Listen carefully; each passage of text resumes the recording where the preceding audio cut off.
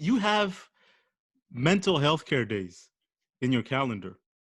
Like Yeah. when I listen to Yep. that, I'm like, this guy has mental health care days, just like a workout day or going to the dentist. How did Right. that Right. how did that help you? How did that help you out basically? How Yeah. Another great question, Bruno. So, for your audience, what Bruno's talking about is, um, during my time in the last few years in the SEAL teams, I would go out and do. I would go seek counselors about things that I was dealing with, or I would just go to see them to talk to them, just to maintain my mental health.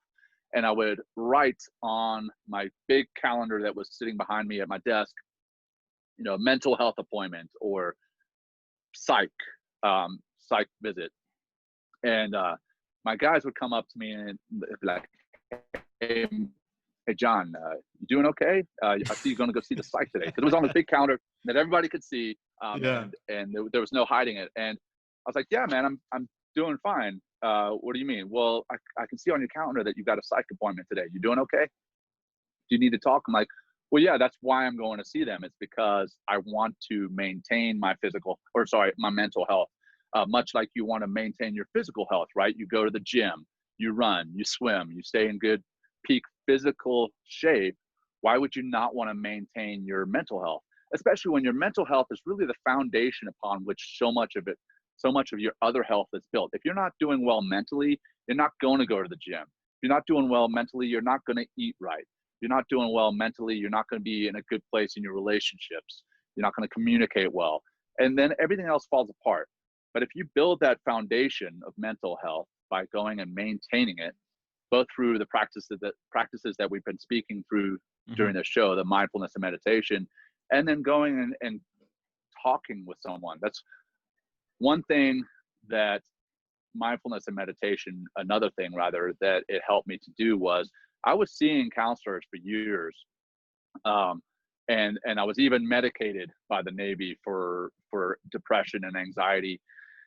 And what helped me more than anything was the mindfulness and meditation helped to bring to the surface what it was that I needed to speak to the counselors about so that I could address those problems, so that I could maintain some level of mental health, so that I could um, improve my mental health, not just maintain it.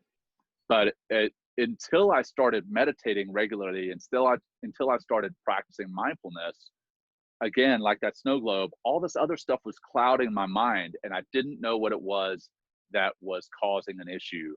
Once I did meditate and I was able to clear all that other noise out, then I was able to do a lot more productive counseling with these counselors and really get into a better place mentally. And because I laid that foundation, cleared it out, then I felt better. The other reason, Bruno, that I wrote that stuff on my calendar was that seeking mental health support, it has a stigma around it. When Yes. people, talk about going to visit a psychologist or a psychiatrist, there's almost like this shame. They're like, I don't want to tell anybody that I'm doing that. Um, Mhm. and I wrote it big, clear, freaking red marker on my calendar so that I could help to break that stigma, because I was a leader in the SEAL teams. And if people saw that on my calendar, they would realize, hey, you know what? John's doing it as a leader. Maybe I should try it out. And I would help.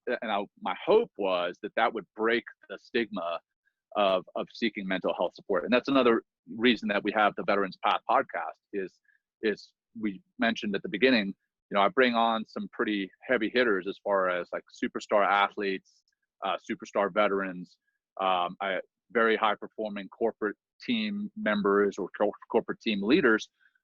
If people can see that these folks are practicing meditation, if people can see that these folks are seeking out mental health support through counseling, through speaking to friends, through joining a community of some sort, then I can work, or rather we can work as a team to break that stigma.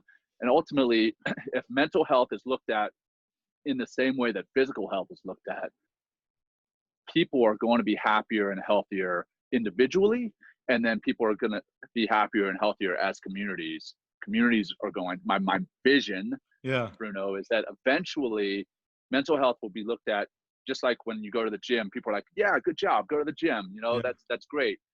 When somebody goes and sees a counselor, or when somebody's meditating and practicing mindfulness, people are going to give them a pat on the back and go, good job.